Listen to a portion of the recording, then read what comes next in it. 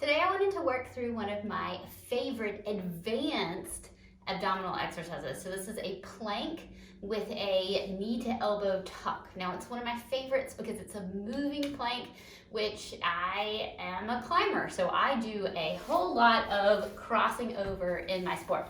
So this is an incredibly functional exercise and an incredibly awesome exercise, but it's really high level. So I want to go through a couple things for you to check for while you do it.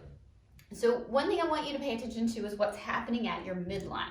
So if you know you have diastasis, I want you to maybe do it with your pants pulled down and your shirt up in the comfort of your own home and videotape yourself and watch what's happening in the midline.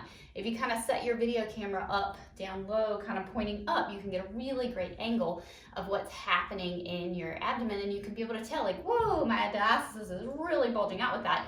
May not be the best exercise selection right now for me, or let me try something different to help with managing that pressure. And that's what I want to go through today, is a couple tips for that.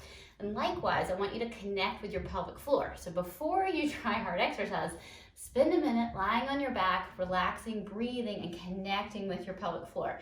Maybe bear down just a little bit to feel what that feels like, to put pressure down, and then maybe contract a little bit to see what that feels like, so that you can connect with your pelvic floor, so you can feel what's happening during the exercise.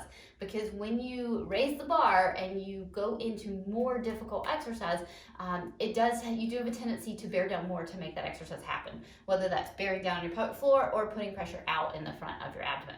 All right, so let's go ahead. Now that I know you've connected with your pelvic floor and you're making sure that your midline is safe, let's go over a couple tips for this. I love this exercise because you're moving through, and it's much, much harder to cheat because you won't make it to your target. All right, so if we are going up into a plank position and then we are bringing our knee to our elbow, you won't make it if you turn into all upper traps and push away. Okay, so let's say I push away for it, it's going to be really hard for me to get that knee there because I'm pushing away with my upper traps. So I want you to think about engaging your lats. So gently pull down underneath your armpits. So you're going to pull down, keeping your eyes over, and then you should think about pulling with those lats to pull you forward, to pull your knee toward your elbow. As you engage those lats down, your lats connect into your thoracolumbar fascia, which is also what your transverse abdominal is connected to. So as soon as you engage those lats down versus pushing away, you're gonna feel a lot more abs. The other thing that likes to jump in and help out for the abs is hip flexors.